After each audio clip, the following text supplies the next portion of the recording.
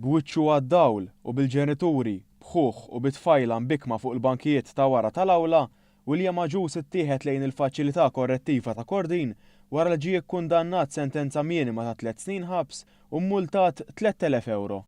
Quddiem l-imħallef Antonio Mizzi, Aġus ta' 31 sena minn Ħażabbar wieġeb ħati li kellu aktar minn 2000 pillola ecstasy.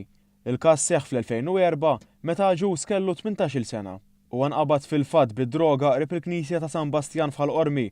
Fil-qorti ngħad li Aġus kien jgħaddi l-pakketti bid-droga lil persuni li kienu jbijawha. Fl-aħħar ġimgħat il-każ ta' William kien fl-aħbarijiet persuni jsostnu li ma kellux jintbagħat il-ħabs wara li temm suċċess il-programm tal-Caritas, ir-riforma ruħu u beda jgħin żgħażagħ bħalu li kienu mirkuba mill-vizzju ta' droga. Iktar tard u fetaħ ir-restorant tiegħu u issa wasal anke biex jiżżewweġ. Fis-seduta ta' tnejn filgħodu, l-avukat Joe Giglio qal li s-sur Aġus kienet jiġi użat minn dawk li kienu qed imexxu traffikar u appella lil qorti biex tikkunsidra l-fatt li Aġus kien għadu żgħir meta seħħ il-każ u li llum il-ġurnata r-riforma ruħu u qed jgħin lil ħaddieħor. Żied jgħid li Aġus ġarr il-pis għal 14-il sena sħaħ u li llum jissobieħ għal emilu.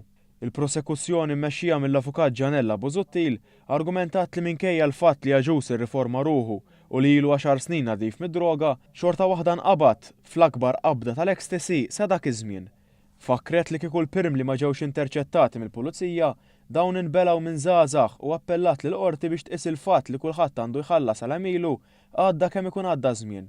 Fil-qorti xedu wkoll Santina Camilleri mill-Caritas, il-psikologa Mariella Demek u l-preżentatur Joe Azzopardi li tkellmu dwar il-progress li għamel William fl-aħħar snin. Sorsi qrib il-każ qalu ma' One News li William jinsab kuntent bis-sentenza. Fil-fatt, persuni li jinqabdu jitraffikaw id-droga jistgħu jintbagħtu sa 30 sena ħabs. Huwa seta' jingħata pjena anqas mill-minimu wara kawża kostituzzjonali li kien fetaħ hu stess. L-istess sorsi spjegaw li fi żmien 6 xhur William jista' japplika għal prison leave fejn jgħaddi l-ġurnata barra u imbagħad imur jorqod il-ħabs. Dan waqt li fi żmien sena u nofs huwa se jkun jista' japplika anke għal parole.